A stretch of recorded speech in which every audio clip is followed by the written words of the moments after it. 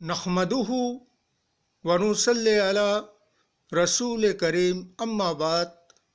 पश्चिम बंगला का पीर फुरफुरा दरबार शरीफ मुजद्दिदिया जवान पीर अबू बकर सिद्दीक रहमतुल्लाह अलैहि का संगठन ऑल इंडिया मुजद्दिदिया मिशन सर्वधर्म सम्मेलन कमेटी के सदस्यों हैं हम मोहम्मद आसिफ।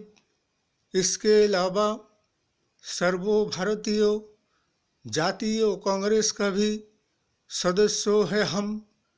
हिंदू मुस्लिम सिख ईसाई जैन ख्रिस्टन आदिवासी दलित हम सब है भाई भाई। मजहब नहीं सिखाता आपस में बैर रखना। हिंद है हम, ये वतन है हमारा। ये मौजूदा शासक दल नरेंद्र मोदी साहब का सरकार, इधर नरेंद्र मोदी साहब कहते हैं क्या कि सबके साथ सबका विकास।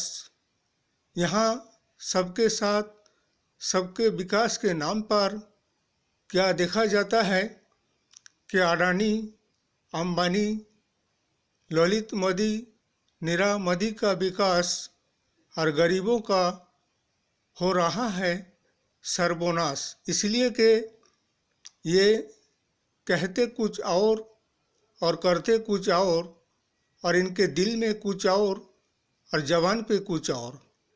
इसलिए कि जैसे ही चुनाव जीत कर आया ऐसे ही कूटनीतिक योजना बनाने में लग गए हैं।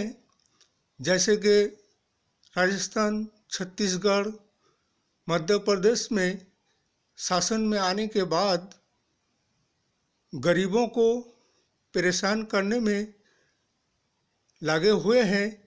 जैसे कि बेचारा गरीब आदमी फुटपाथ में बिजनेस पेपर कारोबार करके अपना 2 वक्त की रोटियां रोजी रोजगार करते रहते हैं और अपने बीवी बच्चों को पालते हैं। और नॉन वेज की ठेला फुटपाथ में जो भी काज कारोबार करते हैं उन लोगों को बेरोजगार बनाते हैं।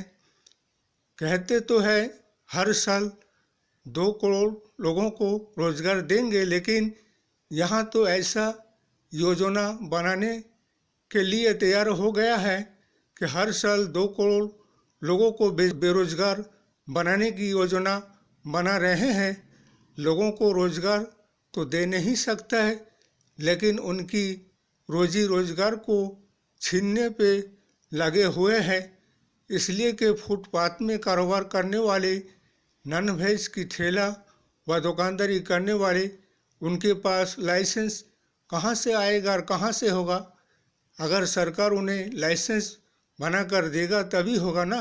तो उनको बेरोजगार बनाने से पहले उनकी ठेलाओं को काज कारोबार को बंद करने से पहले उनको रोजगार देने की व्यवस्था तो सरकार करे, तब जाकर उनकी काज कारोबार नॉन वेज की ठेलाओं को बंद कराए।